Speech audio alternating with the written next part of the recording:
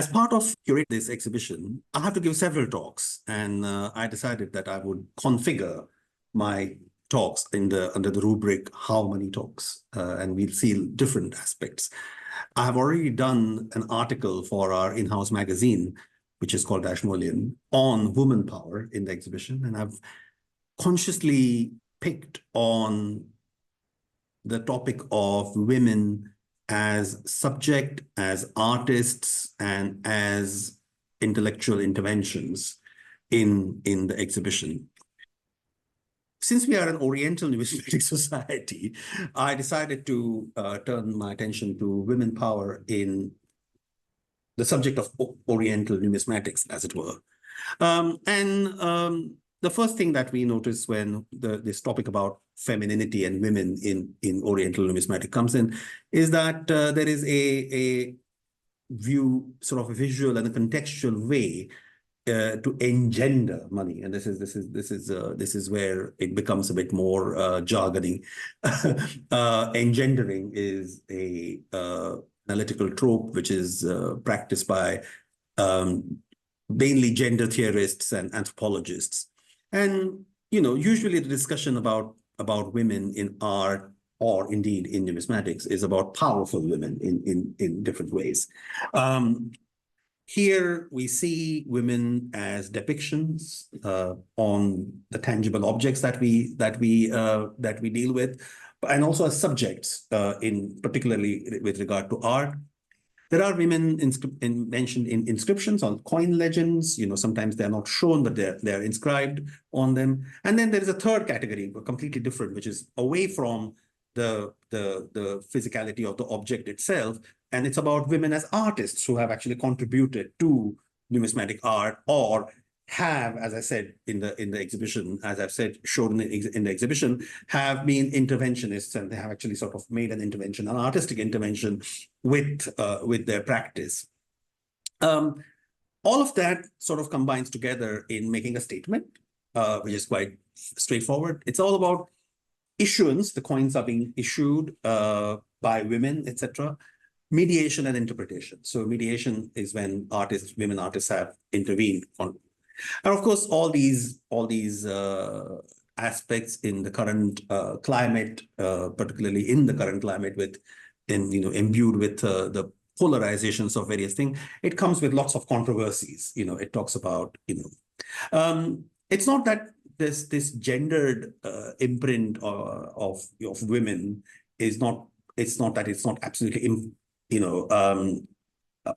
invisible in monetary history. There have been a few attempts in the past. I mean, Pankaj Tandon has recently come out with a publication on his website about women in South Asian coins. It's just a sort of simple compendium of everything that South Asian coins have to offer in terms of issuing or mentioning a woman. But there's also a very interesting article about coins and gender with regard to medieval Kashmir, and this was published by Devika Rangachari in the Marg volume, Coins in India, Power and Communication, which was edited by Himanshu Ray about 15 years ago. And this is a good example of how the two aspects of gender studies and numismatics could be effectively integrated on the back of material evidence that is available to us with regard to coins. The earliest depictions of women on coins in the Indian subcontinent are, of course, Indo-Greek coins, Greco-Bactrian coins as well. And there we see women appearing as mothers, wives, or co-rulers. And these are three famous examples of each of these kinds. There is Helioclis and Laodike, the parents of, or if you follow the most recent conversations about this, the offsprings of Eucratides. But I mean, here Laodike could be either Eucratides's mother or Eucratides's descendant, and the wife, daughter-in-law or whatever. We don't know. The coin doesn't tell us. No, but it's quite. It's pretty certain that however she was related to Eucratides, she was definitely Laodice's of Heliocles' wife in the way that it is shown, or maybe his mother. Presentation, yeah. Yeah. We have the example of Agathoclea and Strato the First, where Strato the First was Agathoclea's son, and that much we are pretty clear about, or not? No, in none of these cases do we know what the relationship is between the woman who is pictured and the men who appear on the coins. We make assumptions about what those relationships are. Right. Okay, fair enough. There are lots of assumptions in numismatics, as Joe has just told us. But anyway, to cut a long story very short, these are the kind of representations that you see in terms of, what is interesting here is that irrespective of the relationship, the woman is always shown with a man. And that is sorry, and behind as well. So that from a gender perspective, that is something quite interesting. One step forward, and we have women coming into their own as issuing their own coins, and there are representations of either realistic or bust-like representations or stylized representations. On the coins of the Queen Machinus, there is of course a goddess, not a woman itself, but the fact that it is a woman goddess is again sort of brings in that little gender angle in its choice. And lastly, we have a Sasanian queen, Buran Dukht, which is shown on some of these later Sasanian coins as well. So just not to keep the discussion contained within the Indian subcontinent, you go a bit forward, and we'll see more examples of that coming up. In the Indian subcontinent, that broad trajectory of showing a man and a woman together, the woman always in the context of man, is carried on by joint issues and showing, in case of Naganika and Siri Satakani, the coins of the Satavahanas, she is obviously depicted conjointly, mentioned conjointly with her husband, and not with a picture, but with a sacrificial post, which is then corroborated by an inscriptional mention that of her involvement in such sacrifices. So this is again to do with kingship, a very direct connection with kingship, but at the same time, kingship always associated with a man in that respect. On Gupta coins, we have these really remarkable portraits of the king and queen appearing side by side. The king depicted in a posture of admiration or giving a present to the queen. So again, somehow the favorite, although she's shown as the favorite person, there is a degree of genderedness in it as well, because she's always and she always appears also smaller in comparison with the king's portrait. There have been interpretations on coins of Skandagupta, whether it's a queen or is it the goddess Lakshmi. And again, there is as students of or enthusiasts of Gupta history would know, that there is a direct inscriptional mention that contextualizes this depiction of Skandagupta being sort of facing a female, either a deity or a queen. She holds a lotus, and that sort of makes it more like Lakshmi. And she has something in her hand, which is not terribly clear, and people have waxed lyrical about what exactly that object is. They talk about it being a ring, they talk about it being a seal or something, and there is this kind of inscriptional mention that describes Skandagupta to be chosen by the Lakshmi of the kingdom, and they think that this is a similar depiction. In the coins of Kashmir, probably are the most common occurrences of queens issuing coins in their own name, and these are late medieval coins from the Hindu dynasties of Kashmir. Sugandha and Didda were extremely well known from Raja Tarangini, and their exploits in marrying different kings and also acting as regents for different kings is also very well documented. But recently we have come across coins of two other kings, namely Kshallika and Mahadevi, and these are very recently known. And again, there are corroborations for Shilika in the Rajataranjini, but not for Shri Mahadevi. Apart from coins issued by queens in their own names, there are examples of joint mentions of king and queen in this series of coins as well.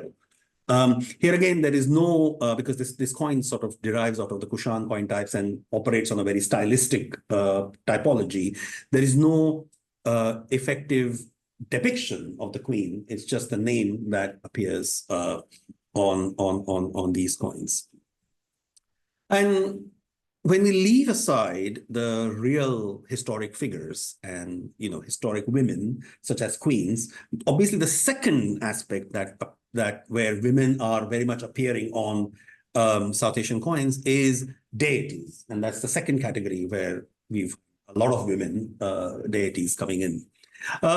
One can sort of divide them into various groups. So one of these groups is of presiding goddesses, the goddesses which preside over a city, over a ritual, or over particular aspects, particular cultural aspects. So example being a goddess of the city goddess of Pushkalavati, holding a lotus, which B.N. Mukherjee suggested to be a representation of Lakshmi called Durvasa.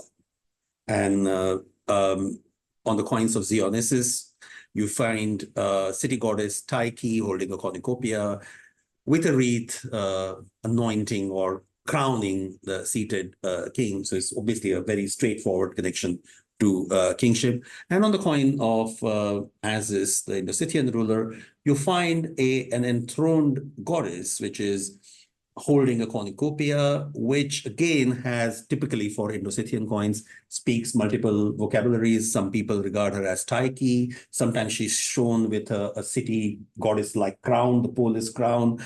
But there are artistic representations where she also is represented with a cornucopia seated on a throne and regarded as Hariti, which is a kind of a protector goddess in the sort of Buddhist tradition.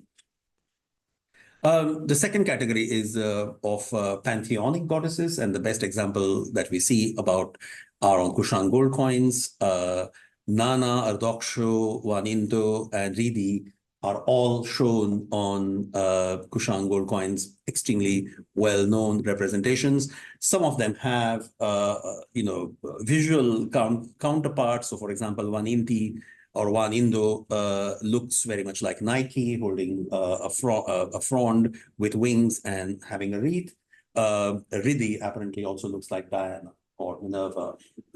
She's an Athena style. Athena style, sort of a warrior-like goddess. Warrior. Yeah. Rishti. Yeah.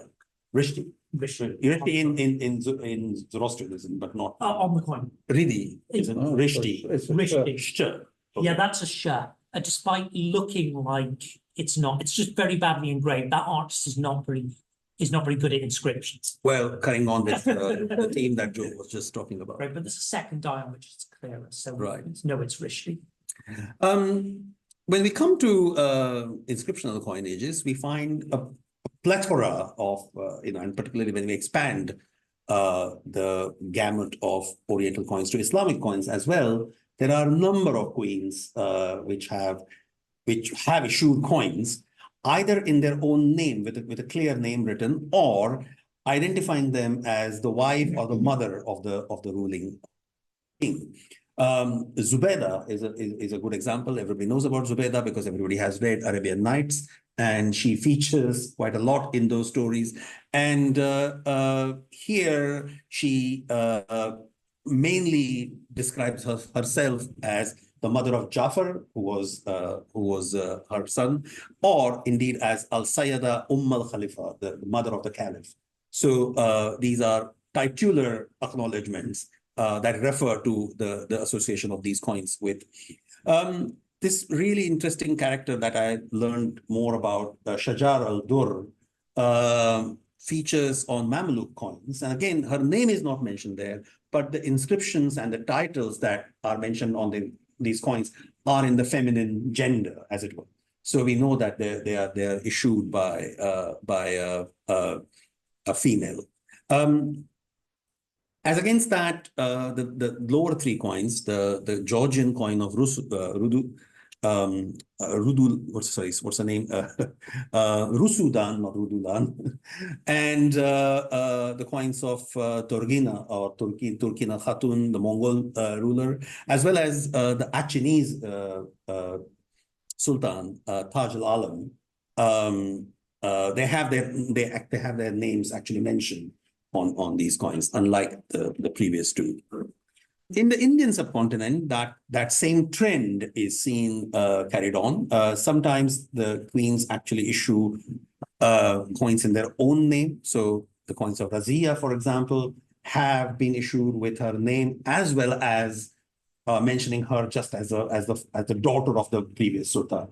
The most famous example of coins in medieval India struck by a queen is by Nur Jahan.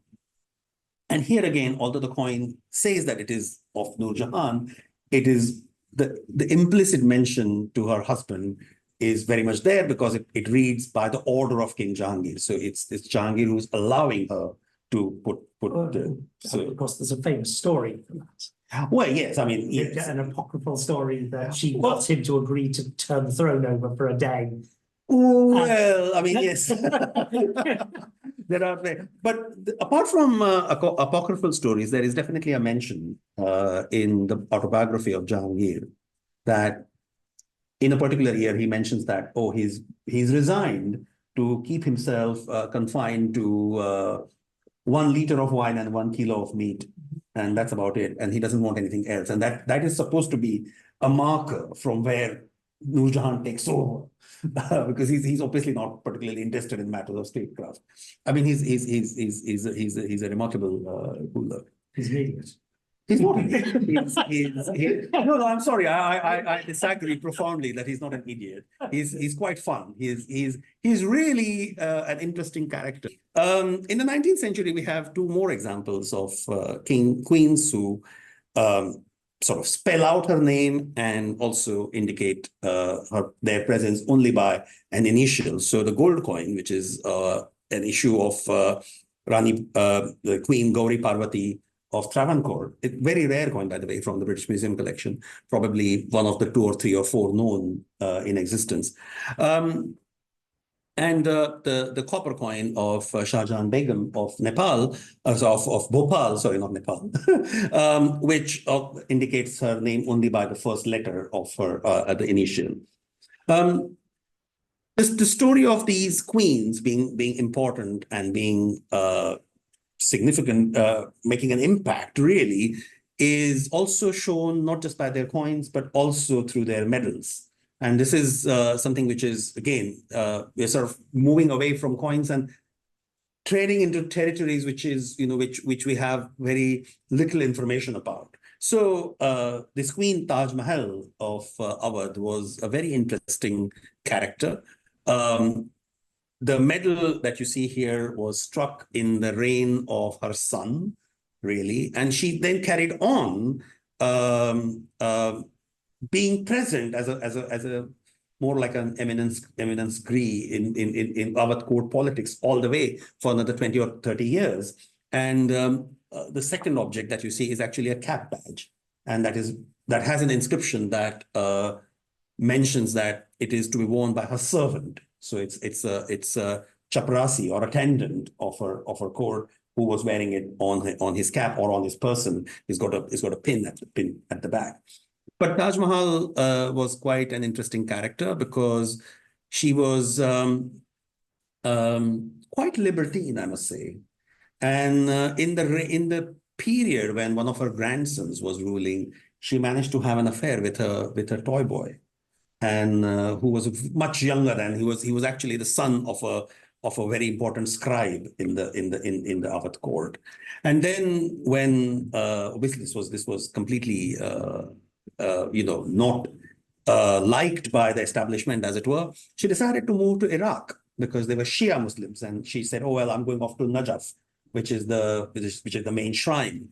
And the king, who was a grandson at that time, permitted her to go to Iraq.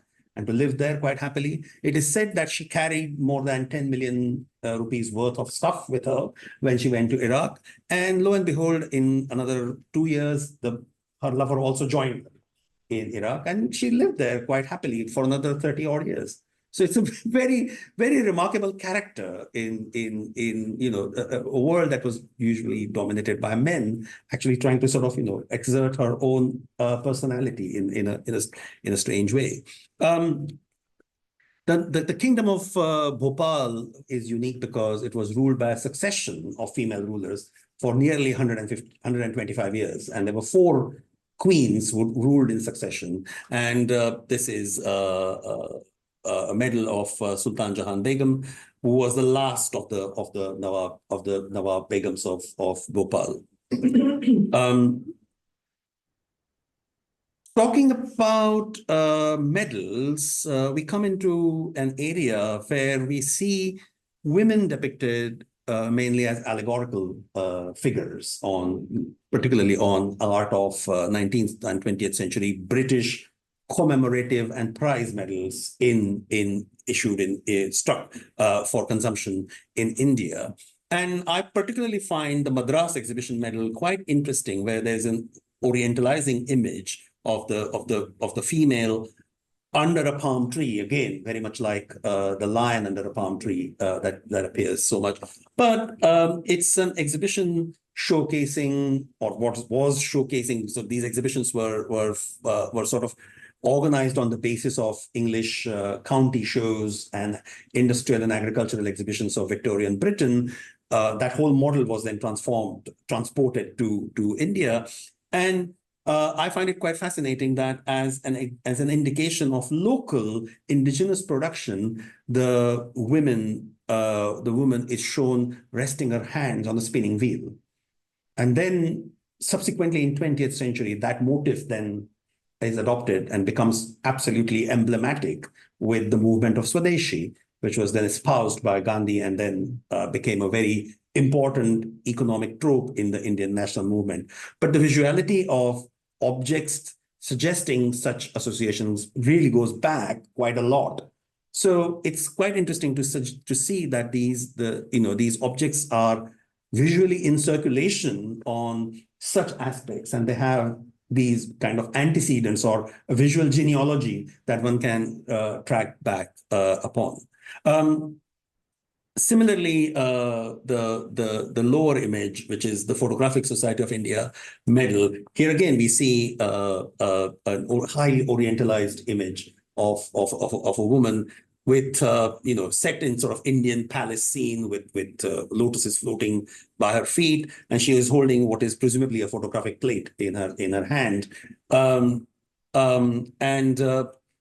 As against that, the image of the Bombay Art Society, which is up on the top right, shows an artist woman, which is modeled very much as a Maharashtrian woman from Bombay, learning the skills of practicing art. And it would be quite interesting to, much like Philip did in his first talk today, to trace the antecedents of, these depictions and find parallelisms in terms of where exactly these visual vocabularies are circulating. And but unfortunately, not much work has been done on that sort of aspect with regard to with these medals. Much as the previous allegorical figures were orientalized, we also have an occidentalizing imagery appearing on these medals. So the first one is rather remarkable. That's one of the very early medals by Konrad Heinrich Kukler. And it's 1809, and it shows this remarkable depiction of the goddess of knowledge on the obverse, which is Saraswati. But she's obviously very much garbed in a sort of classical dress and wearing this fantastic elephant crown that is obviously, at this time, I don't suppose the coins of Demetrius were known. So they must have been, it must have been copied from Ptolemaic coins. This whole idea of the woman wearing an elephant headdress. What is also quite interesting in terms of medallic art, that the inscription on the reverse is in a font that was the first Devanagari font, which was created by a scholar of an Orientalist called Charles Wilkes in Calcutta. And this was the medal that was given for Sanskrit proficiency by the Haileybury College in England, where obviously the people who were actually going to serve in India were taught in the culture and language of the country that they were just about to embark either to rule or to work in any ways. And as against that, there is also this second image of the Indian. So the whole idea of the industrial and agricultural exhibitions that was exported to India in the 19th century was then taken up as a frame to promote movements like Swadeshi.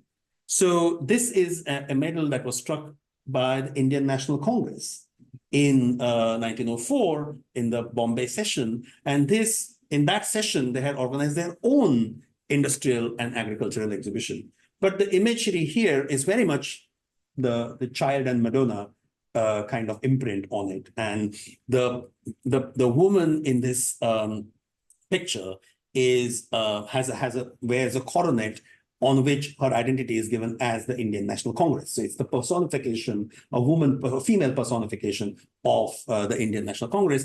And the baby that she's holding in her hand is the industrial exhibition itself. So she's sort of cradling the idea of the industrial exhibition in this manner.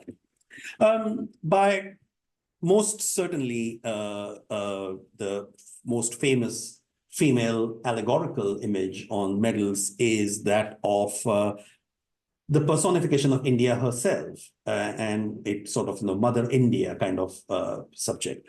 And it is quite interesting to notice that it evolves in terms of medallic art as a juxtaposition to Britannia.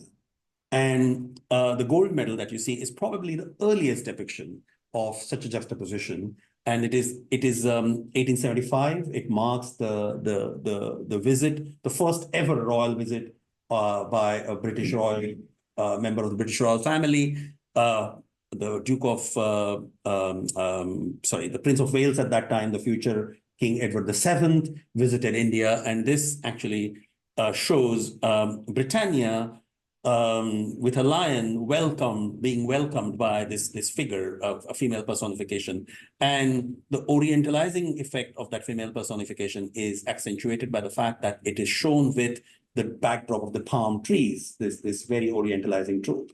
The second medal that you see is really remarkable because it brings that juxtaposition very much in focus, with India and Britannia sort of hovering in an embrace above two sort of, everything on the British side is progress, and everything about the Indian side is culture, which is kind of, marrying the two. You have a lighthouse and a ship. You have a temple spire and a village, a riverboat. You have a locomotive coming out of a tunnel, and you have a yogi seated in a cave. So it's this imagination is really really interesting in that respect. And similarly for this Calcutta medal for the Calcutta International Exhibition in 1883-84, you have a whole range of females coming along together, all as allegories.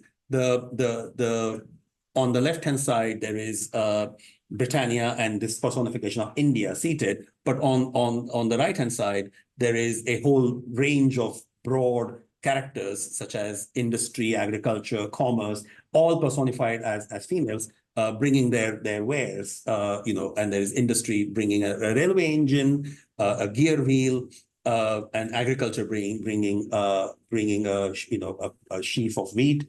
And quite interestingly, it also has a kangaroo, which is obviously visiting from Australia. So these very interesting conglomeration of imagery that can be seen on these medals. And that effectively, the appropriation of female national figures then carries on with on these medals, which then again, it's a very less researched subject. I mean, medals in India is a less researched subject, full stop. We have these really interesting representations. So, for example, this brass token was struck showing the wife of Mahatma Gandhi, Kasturba Gandhi, as the mother of the nation. Like he was the father of the nation, she was regarded as the mother of the nation. And you have both of them appearing on this sort of very popular coin-like token or medal that was circulated.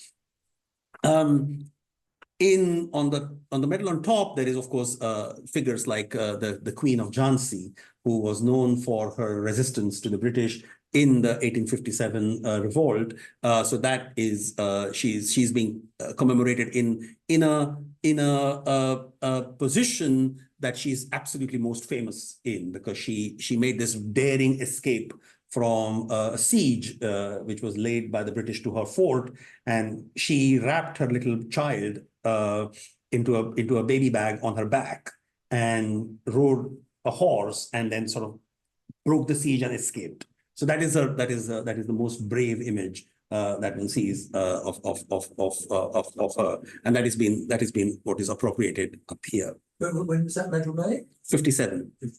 So 1957 is it's a parliamentary session. It says Government of Bombay Parliament. So in 1957, the state of Maharashtra had not come into being, and in this particular year there was a linguistic movement that was going on to create the state of Maharashtra, and as a kind of sop to that movement, a big state combining Gujarat and Maharashtra, which was a bilingual state, was created for a time being, and this sort of marks the parliament of that since 1957. Now, of course, it was 1957 was also the centenary of the revolt from 1857 to 1957. It was all celebrated in major ways across India. 10 years of independence. And in 10 years of independence as well. So when we talk about the actual designers and the interventions that female artists have made in Indian numismatics, there's very little information available. But I found this really remarkable story of this woman called Savitri Khanolkar, who was actually a Swiss person, born as Eve Yvonne Marie de Maros, or Marot, I don't know what the exact pronunciation is, but she was born, her father was Hungarian, her mother was Swiss, and she was born in Switzerland, got married, to cut a long story very short, got married to an Indian army officer who was a Maharashtrian called Vikram Khanolkar, and Lieutenant General, and that's his picture there. He was a colonial army officer. They came from the Khanolkars, the husband side came from a lineage of army officers. His father was an army officer, his grandfather was an army officer as well. So they came from a long-standing lineage that was associated with British Indian Army. And when after independence, the Indian in 1950, when the Indian government decided to launch its own set of gallantry awards, medals, she was asked to design the highest gallantry award in India, which is the kind of Indian equivalent of the Victoria Cross, and it is called Paramveer Chakra. And she designed this with the Indian national emblem in the center, and what surrounds it is an interesting representation of the thunderbolt. And obviously it has been sort of adapted or inspired by the design of thunderbolt from Tibetan tradition. But the story that she wanted to put on the medal through the thunderbolt is a Puranic story whereby a sage called Dadichi was asked to intervene in a battle between gods and demons.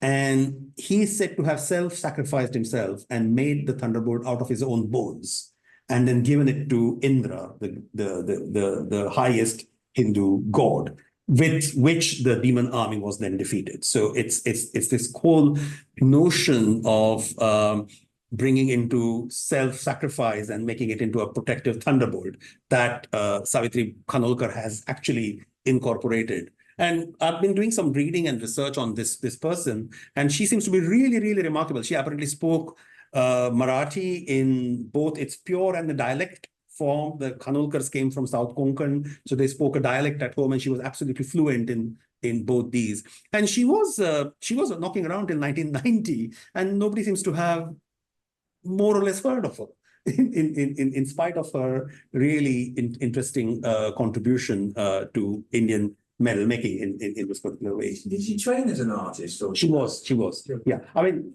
as I said, I could do a small talk about her entirely on her, but she was trained as an artist. She was in 1930s and 40s a practicing artist in Western India.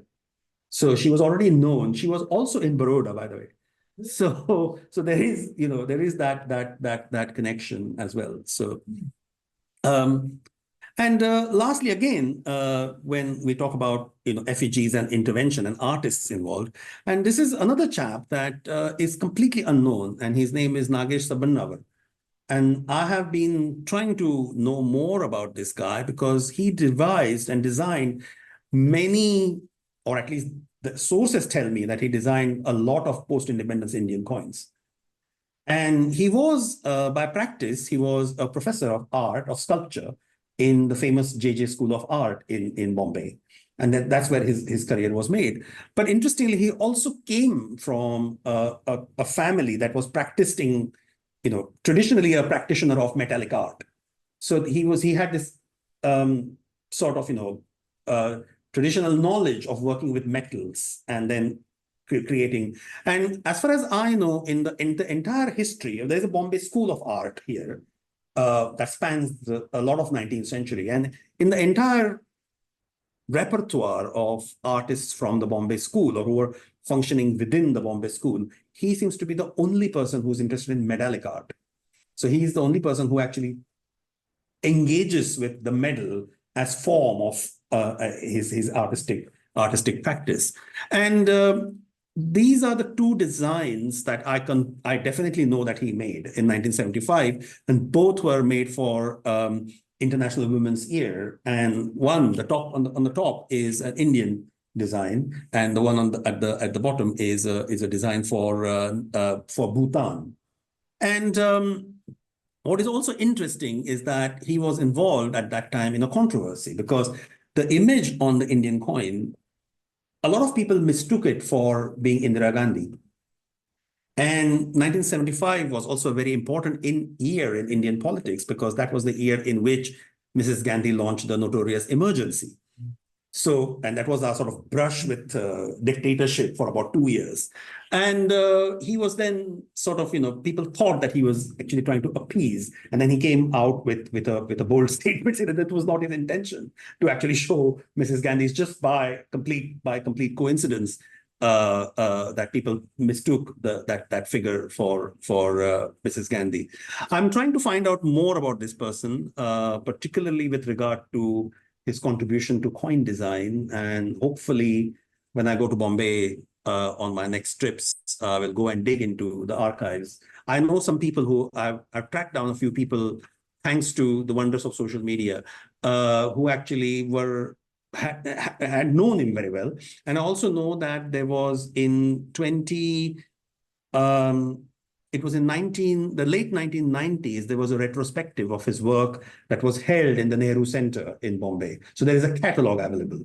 So I'm trying to get my hands on that catalog and see what I can find.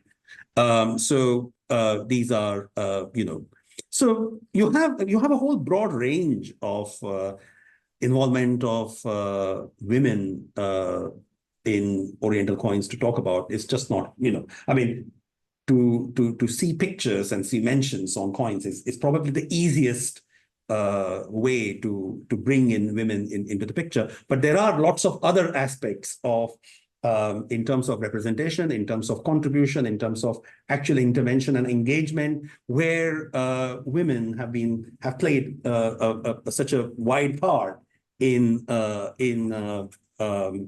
Oriental coins, particularly in 19th and 20th centuries.